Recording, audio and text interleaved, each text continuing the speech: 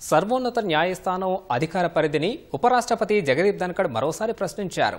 పార్లమెంటే అత్యున్నతమైనదని, ప్రజలు ఎన్నుకున్న పార్లమెంటు సభ్యులే అంతిమ నిర్ణయాధికారులని ధన్ఖడ్ వ్యాఖ్యానించారు.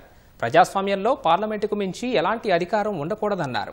ఢిల్లీ యూనివర్సిటీలో జరిగిన ఓ కార్యక్రమానికి హాజరైన ధన్ఖడ్ సుప్రీంకోర్టు పరిధి దాటి వ్యవహరిస్తోందంటూ తాను గతంలో చేసిన వ్యాఖ్యలపై విమర్శలను తిప్పికొట్టారు.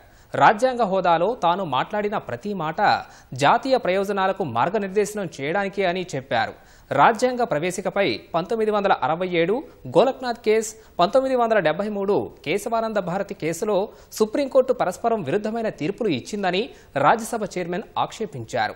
ఇందిరాగాంధీ ప్రభుత్వం ఎమర్జెన్సీ విధించినప్పుడు 9 హైకోర్టు ఇచ్చిన తీర్పులను సుప్రీంకోర్టు కొట్టేసినట్లు ధన్ఖడ్ గుర్తు చేశారు. ప్రజాస్వామ్యంలో ప్రాథమిక హక్కులను నిలుపుదల చేయలేమని అప్పుడు సుప్రీంకోర్టు చెప్పిందన్నారు. అత్యవసర పరిస్థితి విధించినప్పుడు పౌరుల ప్రాథమిక హక్కులు లేకుండా పోయినట్లు ధన్ఖడ్ గుర్తు చేశారు.